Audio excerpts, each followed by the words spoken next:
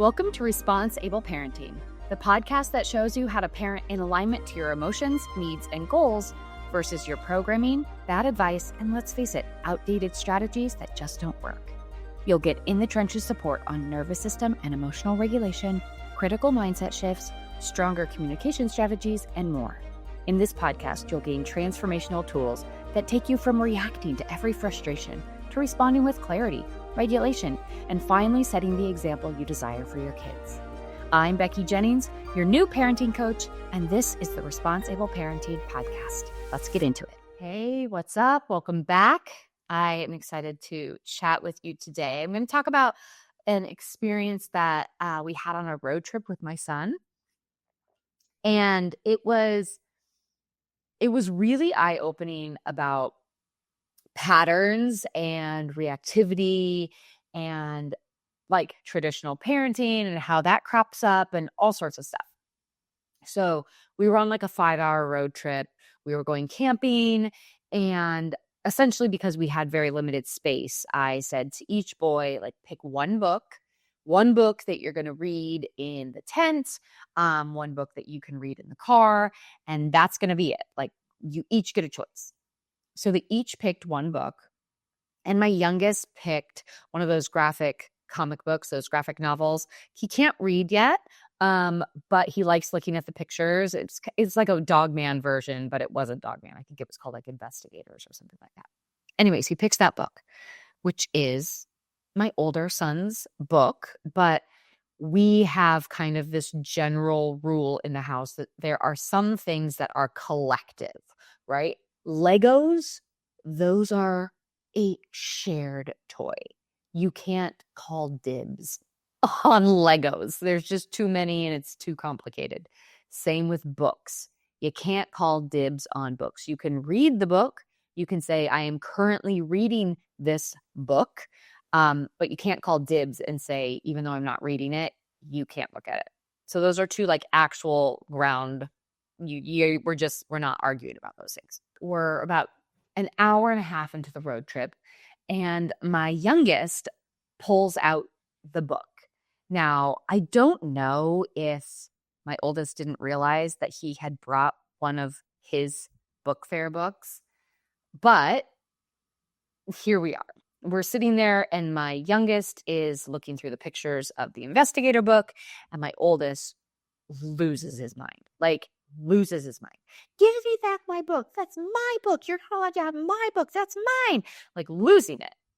And we tried to use logic for a while. We're like, Hunter, listen, you're not even reading right now. You were fully doing another thing. Like, it's A-okay. Your brother is allowed to look at the book. And this was the book that he chose for the camping trip. You chose a totally different book for the camping trip. You saw me put both books in the bag. Like, this is a huge reaction for your brother looking at a book. You know the rules about how books are shared. I mean, we were trying to like explain all of this, and nothing was working. And his temper tantrum was just getting bigger and bigger and bigger.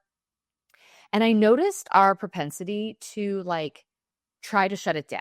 Like, because for us in our brain and in all sense of logic, it didn't match. Like, the experience my older son was having about his younger brother looking at a book did not merit the actual events. Like, your brother's just looking at pages of a book.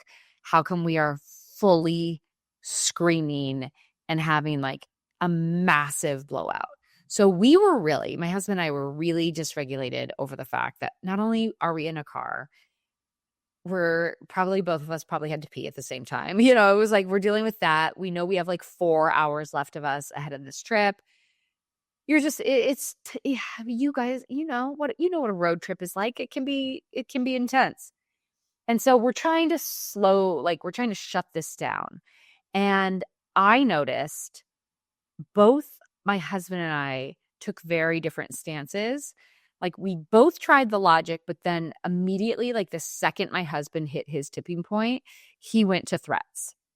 He went straight to threats, and the threat was of something that we couldn't actually and shouldn't have actually even put out on the table, because I've always said, like, the last 2 hours of the road trip, just like watch a movie on your iPad, right? And he was like, if you can't calm down, like, we're going to remove the iPad. Like, you won't have the iPad, right? And I'm just like, oh my gosh. Like, now we have to walk that back, and it just creates this whole thing. My husband's now deeply dysregulated. My older son is now crying even harder because now he is freaking out about the book. He's freaking out about losing his iPad. It's just like, and then my younger son's just digging his heels in, being like, I'm not changing for anything, because he's so flexible. He's so flexible, and he'll usually just be like, fine, whatever, just like end it. And he'll like give the book. But he was like, it's not doing it that day. So I tried to have everybody, and by the way, I was complicit in this too. I was just like, Hunter, like, this is a lot. Like, we gotta like rein this in. And so I took a few minutes as my son, maybe like 45, 50 seconds, right? Not a few minutes. It took some time, and I started to breathe. I started to calm down, because I was like, this is going to go off the rails. And we have a hard time, both my husband and I, and this is very triggering for both of us, but my older son's ADHD is very triggering to both of us. And we have sometimes a hard time seeing the behavior as symptoms of ADHD versus just terrible behavior.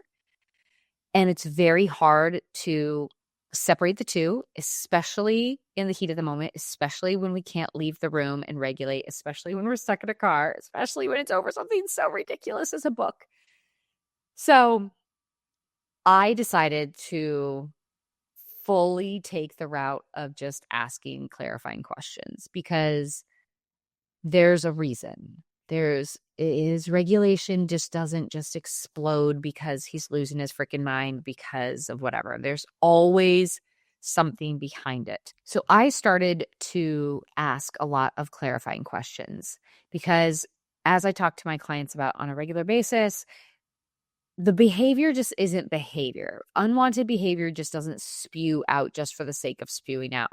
There is something underneath the surface going on for our kids. Feelings, beliefs, thoughts, wants, needs, all of this stuff is brewing under the surface, and they're going unmet, unlistened to, unheard, etc. And so they're coming out in undesirable behavior. And so I started to ask clarifying questions.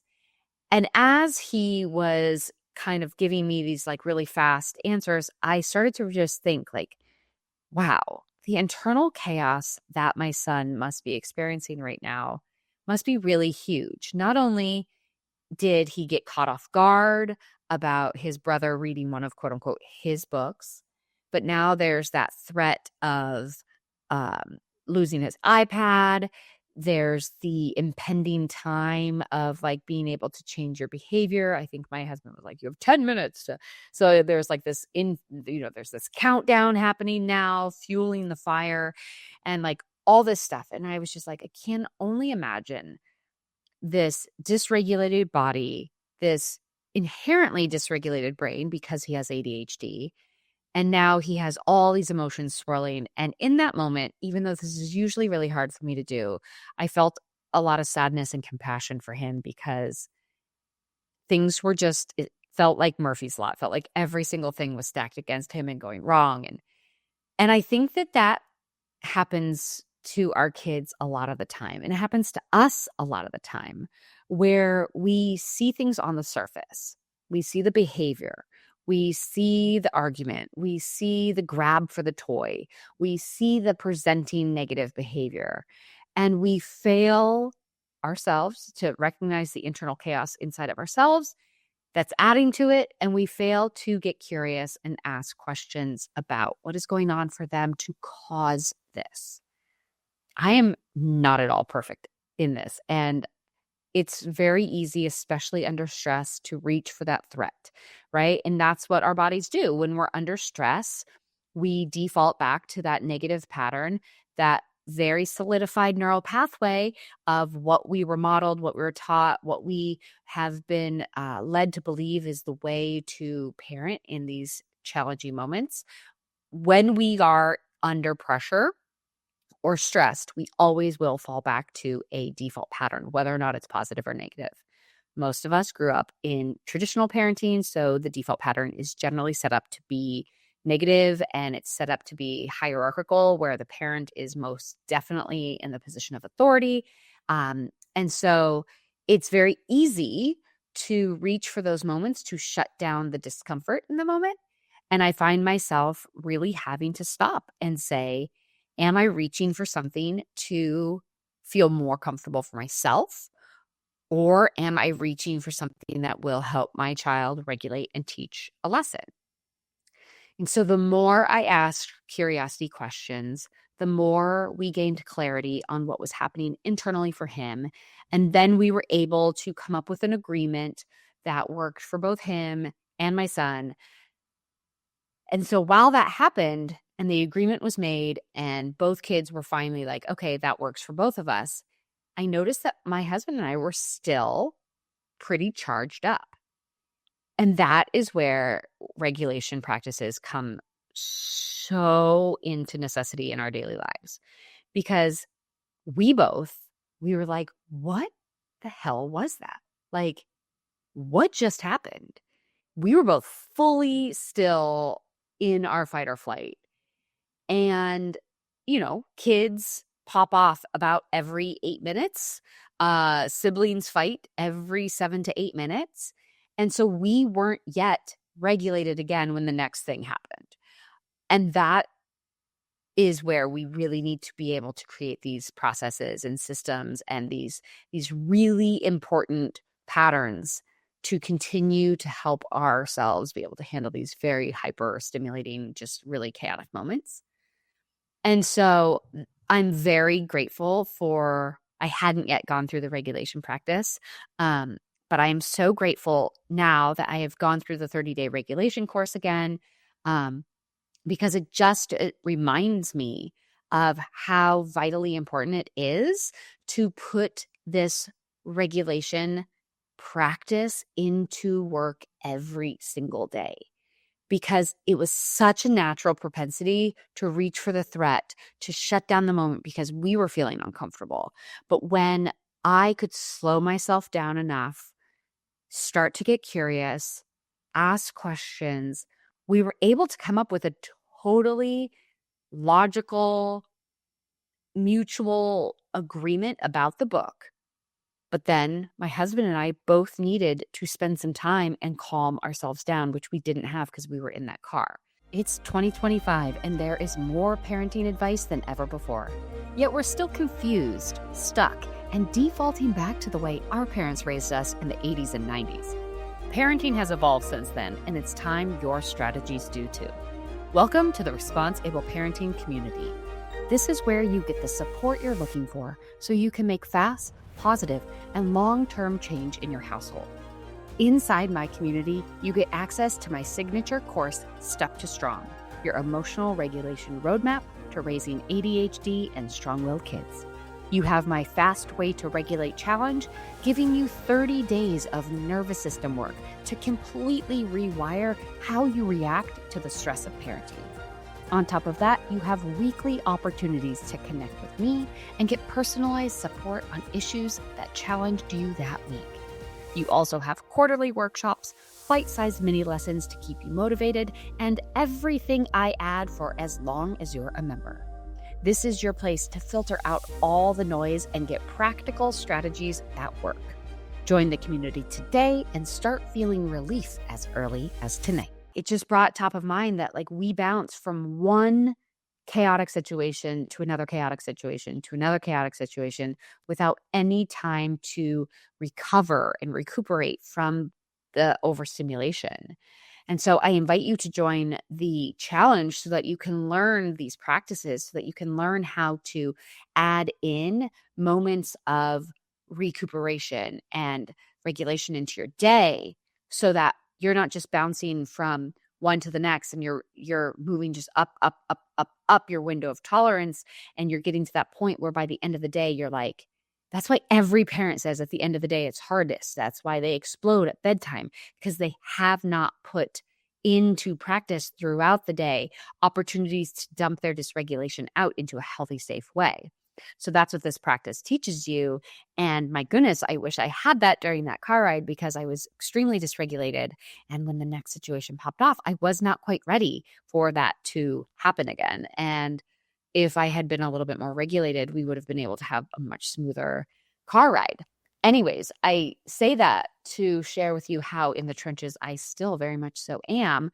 And also putting this into practice makes all the difference in the world because you not only get to understand where your children are coming from, but you get to understand what's happening and the symptoms and the signals that your body is sending you so that you can be more on top of that. So we're not adding our own fuel, our own chaos, our own messiness to their internal chaos that's coming out in unwanted behavior. My goodness, so much to tackle on a regular basis as parents, isn't it? But that's why these systems are so helpful, because if we don't have tools, we're just going to fall back into these old patterns. If we don't have systems, we're just going to fall back into the negative loops. So I hope you find this very helpful. I highly encourage you to jump into the community or do the standalone program. Whichever you choose, you are going to be served in so many ways. And you'll always have me to connect with and ask for further clarity, ask for further support. So utilize that. Have a trusted mom who is in the trenches with you to be just a cheerleader, a support, connect further dots for you, give you more clarity. And I cannot wait to be that person for you. So look forward to seeing you inside either the community or inside the challenge. Send me a DM when you join, and I will see you next week. Take care. Thank you for listening to the Responsible Parenting Podcast. If you like what you heard, please take a moment to rate, review, and subscribe. If you know someone who would benefit from this podcast, I'd be honored if you'd share this episode with them. Until next time, know that you are enough, you are capable, you've made it through all of your hardest days, and we will keep growing on this parenting journey together. This podcast was produced by Kim Kelty and myself, Becky Jennings, and edited by the Kelty Method, Branding and Podcasting.